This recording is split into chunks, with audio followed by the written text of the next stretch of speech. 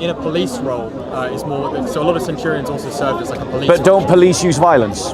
Yes, no, they do. What I'm saying is that necessarily doesn't. Right, hold on one second.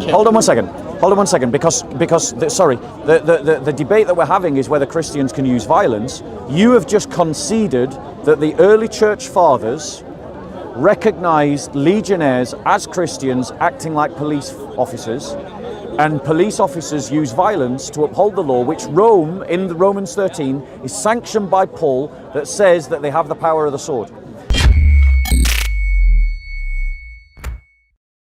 I mean, John of Damascus addressed this question when the Muslims in the 7th century said to him, you Christians, what? He's on my reading list. Yeah, so John of Damascus said, when the Muslims said to him, you say that you love your enemies, and yet here you are drawing the sword. And John of Damascus said, yes, if you insult us and harm us, we don't fight. But if you harm our brother, we draw the sword and we fight you to the death. Somewhat along those lines, right? The point is that the action to violence that flows out of the fact that we are a community and we should love one another. You cannot claim to love the brother who you can see if when you see him in need, when he needs a blanket or when he needs food, you say to him, God bless, may you be warm and may you be well fed. You've got to show your faith by your works. So when your brother needs protection from a disgusting, vile jihadi, love demands that you fight, if necessary, that jihadi to protect your brother. Rejoicing in truth, not wrongdoing. Sorry? Corinthians 13, love is patient, kind, yes. Not envious, boastful, conceited. It rejoices in truth, not wrongdoing. So if someone's attacking you... And it also says love defends. But I feel like a stronger testament would be to not use violence, to try and find.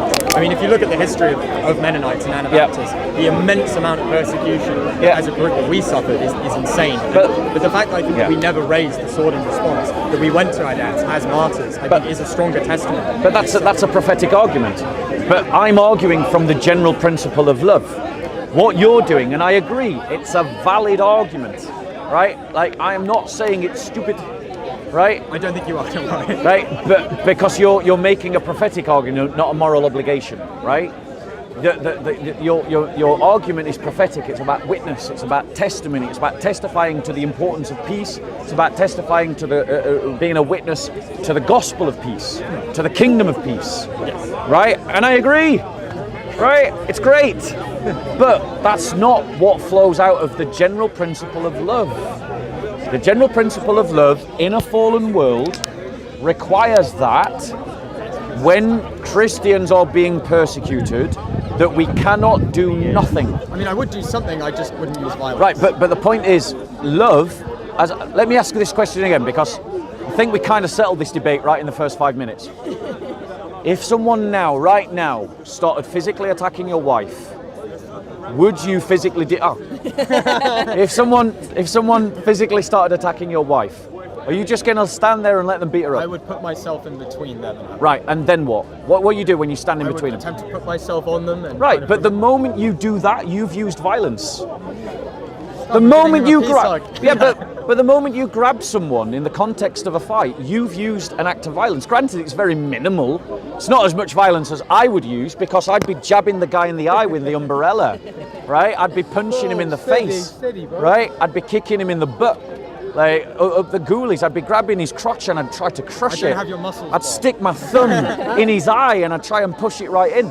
But the point is, we might be on different ends of the spectrum, but we've both used violence. I think there is some, like we have a thing called like two kingdoms theology, so it's basically the idea that obviously God has ordained the government to wield the sword, which is not done in vain. I just don't believe that Christians should participate in that violence. But for instance, if there was a war going on between two armies, and actually you can see this in Justin Martyr writes about this, is I would pray for the army that doesn't want to kill Christians to win, despite that I wouldn't personally go and take up a sword and fight alongside John the Baptist, what did he say about the soldiers, the ones that were soldiers? Exact. He was telling them how to conduct. But his argument works with that. So, but the thing is, you're making an argument that you've inherited from Augustine. The idea of the two cities, the city of God and the city of the world, right? That duality, obviously, it is apostolic, because church government emerged in a Roman Empire that had its own government. Yeah. Right. Also, you appeal to the church fathers, but Augustine is a church father, Ambrose is a church father, Thomas Aquinas is a church father, so on and so forth, and they believe in the idea of a just war, right? Which is a Roman concept. Yeah. They've Christianized a Roman concept. Obviously, there are people, I'm not denying that no one believed in just war, but I think there is a consensus among the 2nd and 3rd century. But my point is, I think you're being selective in just stopping with the early church fathers, rather than looking at including the later church fathers. And I think that's arbitrary. I think you're doing it because it suits your argument to do it. I mean, it's because you're consistent. I agree with them. Exactly, it's arbitrary. You're choosing the church fathers you agree with. Yes. Now, but the point is, the moment you accept the authority of the church fathers, then we just keep going with the church fathers, and the church fathers disagree with the idea of pacifism. I use them in the sense that I don't think church fathers can ever be wrong. For instance, I'm not a Roman Catholic, and actually also is not their position. I'm not a Roman Catholic either. I'm not saying you are. I've gathered that actually. So I thought you were. Yeah. Is that I point to it, or those early fathers, as an example. This is not a novel position. It does have. There are clearly Christians close to the apostolic era that believed it. Yep. And a lot of people dismiss the Christian pacifist position as just being this novel liberal thing. Yeah. I'm not a liberal at all. I'm very conservative. No, I know Mennonites. I know. Right, but the point is, right? You made a statement. You made a statement about the idea that Christians shouldn't participate in politics, and I would say that is not biblical. Let me lay out my case for you. Go ahead. Your mind will go to, I'm sure, the passage in Matthew where it says, "Render unto Caesar what belongs to Caesar, and render unto God what belongs to God." But what do the Psalms say about the earth and everything in it? It all belongs to Christ. Right. It's all, every knee shall bow. And Yes. all that. So when Jesus said, "Give to Caesar what belongs to Caesar, and to God what belongs to God," everyone heard, well, everything belongs to God, nothing belongs to Caesar. Caesar belongs to God. God establishes government. Romans 13. Paul himself states that God establishes government. Yes. And Paul himself tried to convert rulers.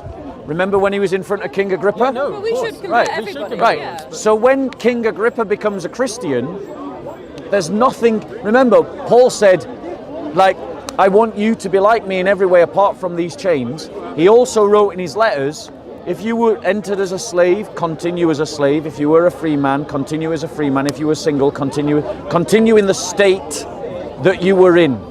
Right? So if you were a king and you became a Christian, following Paul's teaching, what do you remain? Well, I mean, I would infer from that, for instance, that if there was a prostitute, they shouldn't continue Yeah. being a prostitute. So in a similar way, if you're a king, I guess you could be a peaceful king in theory, or there was a way to restructure it. But I would say that in a lot of cases, if you're a king and you kind of rely on a violent army underneath you, then yes, you would have to step down. But God didn't establish prostitution. God did establish government. That's yes. Right, okay, so your argument is flawed because the reason why prostitution is something that should be stopped is God never established it. It's not part of the teleological nature of the universe. It isn't something that points towards God.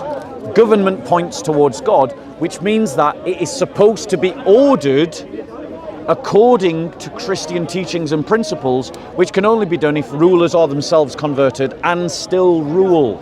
The way I see it, like Romans 13, which is sort of the passage that all the debate gets caught up in, is Romans 13 is referring to governments that are appointed to rule over a sinful society, and the church is a separate thing, that we're not to be part of that we're not to participate in them or wield the sword within them. It's referring to a separate order. Yeah. It's not referring to an order that has to be Christianized. Right, well, unfortunately though, the early church fathers, when they were objecting, for instance, like the early church fathers said, let he who's become a Christian not wear the purple, right? The reason why they did that is because for you to be a legate in the Roman Empire, you had to praise pagan gods, you had to give incense to Caesar. And that was the objection of the early church fathers to the Christianization of the legates. I've seen this argument before, and it's actually a bit blurrier, where there are cases where the objection appears explicitly to holding a magisterial office, and I believe that's with Tertullian. There's a book by Tertullian wasn't a church father. I mean, he's an early Christian in the sense. He's an early Christian. He's an ecclesiastical writer, but we can't use him in the group of church fathers because he's not an early church father. Same with Origen. He is not an early church father. So you can't use him as part of your argument. But, I mean, they're just ecclesiastical writers. Just to extend the parameters, maybe church father's not the best thing to say. Again, you know more than this than I do. But do you think, though, that like when those people write, it does show that that was a view held by a lot of Christians at the time in the apostolic age? Right, so then what we have to understand is, we've got to ask this. If it was the case that it was a deeply entrenched belief and teaching of the early church, that Christians and the Roman Empire are two separate things and one shouldn't penetrate the other, right? Why do we find after the Edict of Milan that wall just evaporates so quickly?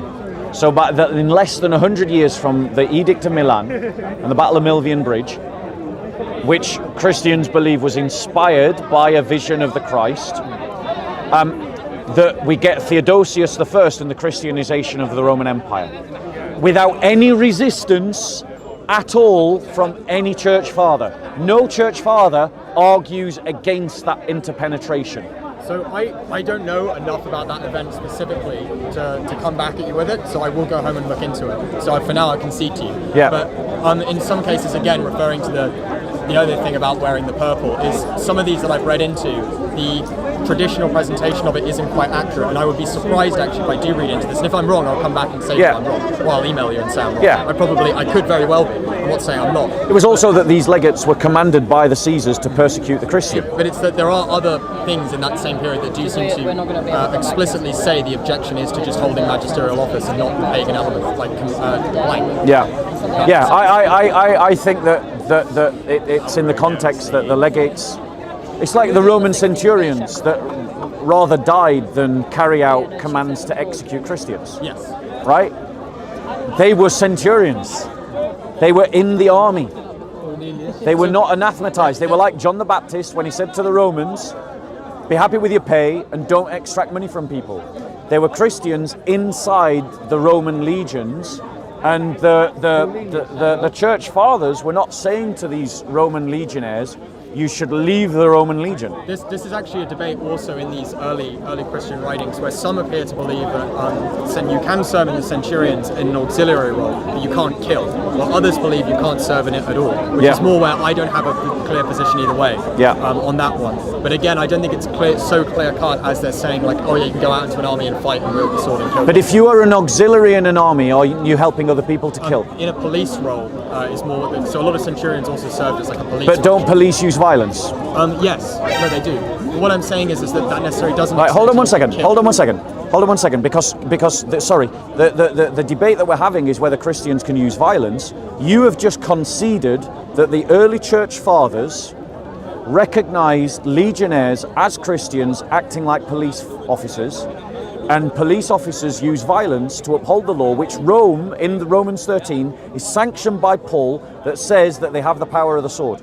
So therefore, using your own early church fathers and scripture, some of them, not all of them, and scripture, we have developed another strong argument that Christians can use violence and can be involved in the state.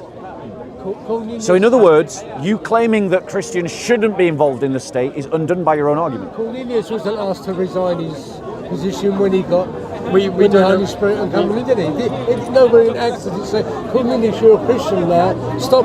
Yeah, there's no example of Cornelius abandoning his position. We don't know what happened to Cornelius, but that's what I'm saying. The standard response to that would be we don't know what he did afterwards. But the general point I'm making is I do concede that some of them say, no, you can serve in the government or you can serve in an auxiliary role, but you still can't kill. Right, but have we established that Christians can be involved in government and can use violence? I mean, I can't say either way a hard line. Well, hold on one second. You can't have it both ways. You can't claim that early church fathers said that Roman centurions could only serve in an auxiliary role, like a police officer, but then say that they can't use violence, because that's exactly what a police officer does. There were others, though, that disagreed that they could serve at all. That's Right. And I'm saying that the reason why they disagreed is because of the way that people like Diocletian, Nero and others were using the centurions against the Christians, and the fact that the cult of the Caesar was an essential part of what it meant to be a legionnaire. Can I recommend you a book on this topic? It's very scholarly, and it's actually I found it very helpful. And a lot of what I'm saying comes from this book. So yeah, we're gonna. It's a book called "The Early Christian Attitude to War" by a guy called C.J. Cadoux. It's spelled C-A-D-O-U-X. Yeah. He was a Quaker, obviously, but quite respected historian for early Christianity in the 1940s, 1950s. Yeah. And when the Quakers were still Christian. Yeah, at that point they were. They hadn't gone. He was. I looked into his background. They hadn't been taken over by the New Age at that point. Yeah, no, I've looked into this guy and he was solid. But his scholarship is good, and he goes through that the main debate wasn't around whether or not you could kill. He thinks the broader consensus was you could never kill. But it was, can you still serve in government or the police without killing or using violence? Yeah. And that's the debate. And I'd say I don't know exactly where I stand on that. Yeah. I personally wouldn't serve in government myself. I wouldn't serve in the police because I specifically wouldn't want Whereas to. I think that what Christians should be doing and should be aiming at is establishing a new Christendom. The Christendom that we have lost, we should work towards building another one. And that means that we should take over government, we should take over all positions of power, influence and authority, and we should use government and law bent towards violence will die by the sword. It's just a natural reality. I don't think it's me that's taking up the sword against them. But the point is that I think C.S. Lewis called this moral cowardice. I don't like the idea that it's moral cowardice. C.S. Lewis called this moral cowardice. He's a modern church father. All I have to say is, the Anabaptists, we produce more martyrs than most of the other sects did, and we're not unwilling to die. We're not scared. I think the Catholics might argue with that argument. There's an instance from about 10, 15 years ago, Yeah. when they had the government pass a bill. Yeah. It goes to the House of Lords. I can't remember exactly how many bishops were in the House of Lords, and that bill didn't get passed because of one vote that the clergy using the clergy vote. So that one vote, it was so important to stopping that legislation getting passed. Yeah, absolutely. So it can play a pivotal role in certain things that I'm gonna hold your bag. It's all right. Thank you though. So my point is, I will think about everything you said, by the way. I'm not like Are you going on dismissing your Tuesday? comments. Where's Bobby thing? where? Okay, we're going. Oh right, well I'll see you there. We're actually moving in 2 weeks, and I don't think we'll be back at Speaker's Corner for a while. We've got to go to a friend's child's baptism. We're a bit Right. on that, but we're I wanted to give you a book, Yeah. but the book that I had in mind, I will give to you when we meet at the Where's Welby thing. Would you accept if I gave you the C.J. Cadoux? Yeah, of course. Yeah, I'm happy to. I think it's very scholarly. It's Your very books well written. belong to me. My books belong to you. There you go. Yes. Yeah. No, I'm looking. Anyway, I'll give you a book. You're an intellectual giant. Really, and I'm really learning lovely. a lot every time. Peace be with you, brother. Peace be with you, Be sister. with you too. And thank God bless you both. Yeah, see you on Tuesday. See you on Tuesday, God willing. Night. Yeah, God willing. Peace with you. Are you a Mennonite as well? Or are you just like the Mennonites? just hanging out with them. They're wonderful people. I really do think that you guys have something amazing to share in the Benedict option that the rest of the Christendom. What I see is we're doing politically is we're just building another society, and I think it's better than the one we're in. I agree. Why bother with this one? I agree. Anyway, we'll talk again. Yeah, no problem. God bless. Take care.